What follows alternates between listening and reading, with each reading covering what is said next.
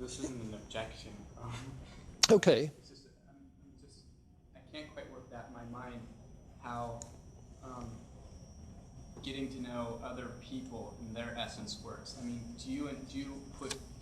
I mean, okay, if God's obviously not causing you into me, I mean, you have to in some way be causing you into me. Do you know what I'm saying? You're talking about our knowledge of other minds? Yeah. How do we affect each other? Okay. Yeah. Descartes, Locke, and Berkeley have roughly similar view of how we know other persons. Okay. Now, go back to Descartes, because there it's the obvious one. What you have in Descartes is a combination of mind and body, right? And so with the other person, you have combination of mind and body. Now, in Descartes, what occurs is that physical change in the appearance or action of body 2 has a causal influence, produces changed physical states, brain states, sensory stimuli in body 1, which, because of mind-body interaction, produces mental states. Okay. So I have ideas about body 2, which are analogous to my own experience of myself, body 1. So by analogy, I come to think that mind 2 has mental states correlated with bodily states, analogous to the way in which my mental states are correlated with my bodily states. Okay? So it's an argument by analogy. As M1 is to body 1, so M2 is to body 2. Now, I know this by immediate experience. I know this likewise. I know this likewise. And so, by analogy, I can infer that. Okay. Now, John Locke's the same. John Locke, as I've said, is not as definite about a mind substance or substance as Descartes was. But in any case, in terms of the empirical, it's the same. Now, when Berkeley comes along, why should it be any different? You see? If I have experience of body 2, thanks to God, okay, if God gives me experience of, quote, body 2, and experience of body 1, then insofar as there are analogies, I can have some idea of what's going on in mind 2. You see? Now, particularly since some of the bodily activities are sign-making or word-sounding, you see? So that when I hear you say, I'm puzzled by, you see, if I know, if I recognize those words as words that I use, then I know by analogy what's going on in your mind. Not just language, other bodily behaviors as well. Yeah, that's standard. Wherever you have this representational theory of knowledge, you see, that's the way it's going to be. After all, it is sort of a tough one at first glance. How do I get inside you and understand what's going on inside you? The thing that I have problems with in this particular way of putting it is that we, according to this, would only know what's going on in somebody else's mind if we're able to argue by analogy. You see, it seems to me that most of our recognition of what other people are thinking is not the result of an argument. It's an immediate recognition. It is that the bodily appearance evoke recognition rather than providing a premise for an inference. You see, so I think it's more an analogical recognition rather than analogical inference that's involved. But even that is not enough for some in the more continental tradition coming out of the 19th century that we'll begin to get at as we get into Hegel, you see, who wants to say that I don't even have self-awareness except in some sort of a dialectic with another self, my alter ego, you see. So that the master knows himself as master only in the face of the slave. And the slave knows himself as slave only in the face of the master. You see? And so for all kind of human self-understanding. So that the initial experience, the basis in experience, is in that case not Descartes' I think. It's not the first person singular, which is prior to the experience of I. You see? Now that's the way it develops in the 19th century, and out of that comes Martin Buber's I, thou. You see? I, thou, he says, is the primitive basic word. Not I, not thou, I, thou. We. And what they're doing is breaking with the individualism of the 18th century that made us all atoms, social atoms. Ryan, again. Just quickly, in my, I guess more so, where's the control aspect?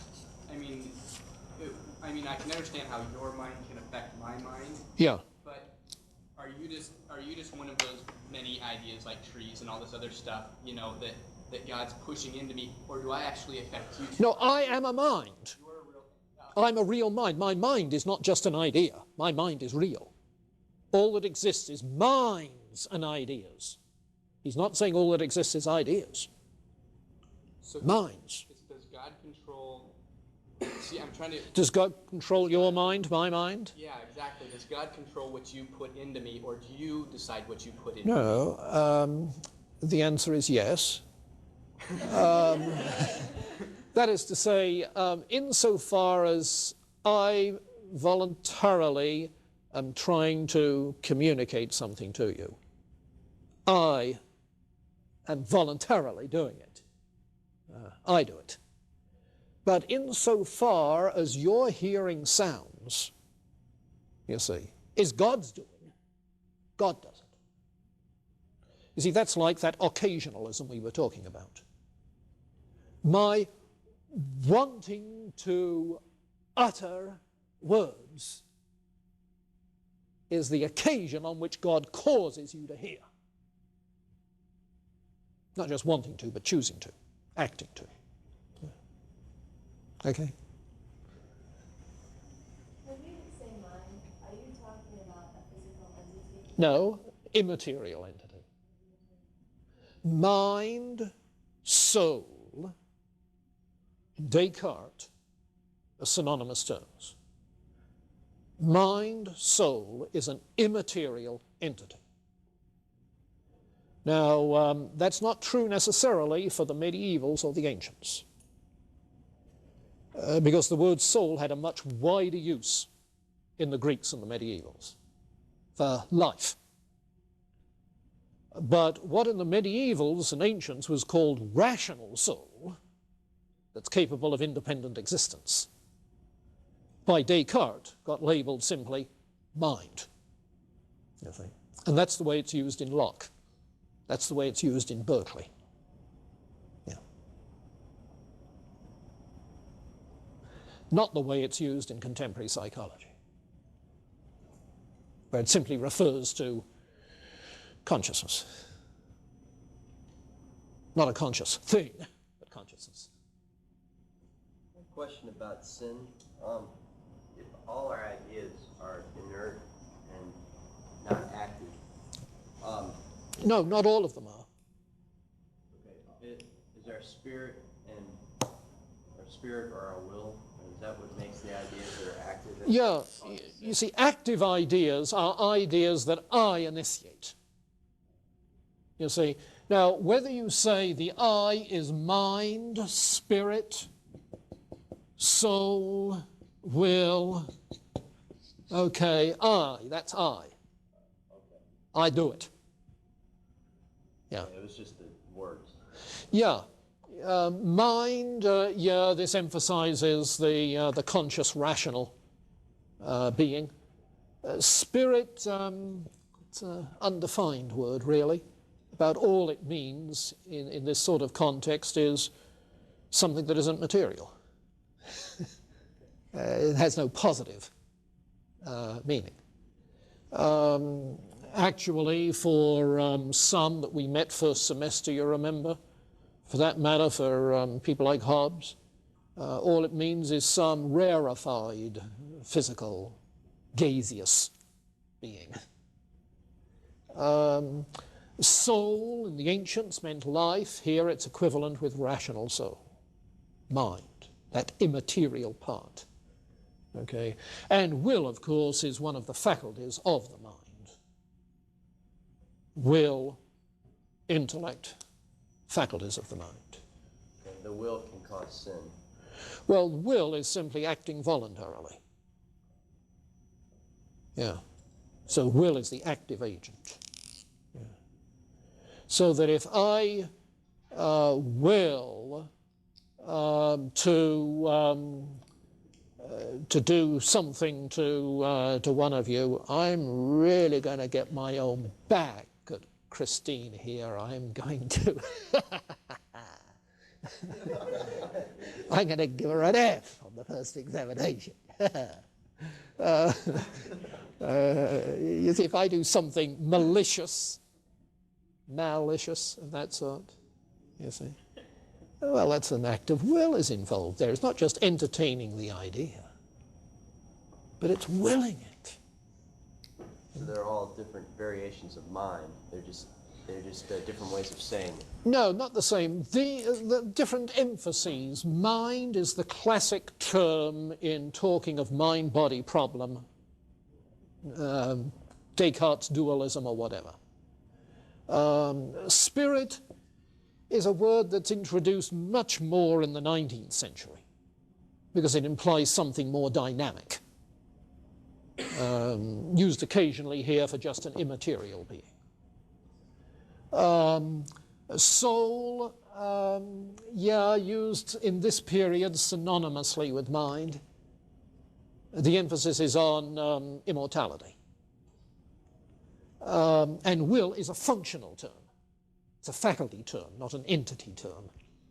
You see, these three are entities, entity terms, the immaterial part of you. Okay. Got it?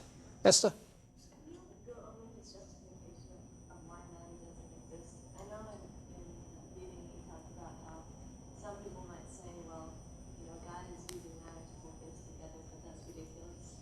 Yeah. It seemed like that's all he said. Well, there are several lines of thought. Number one, going back to nominalism, the word matter doesn't refer to anything. It has no empirical meaning. How can we say it exists if we don't know what it is? You see, why does he say it doesn't refer to anything? Well, matter is an abstraction.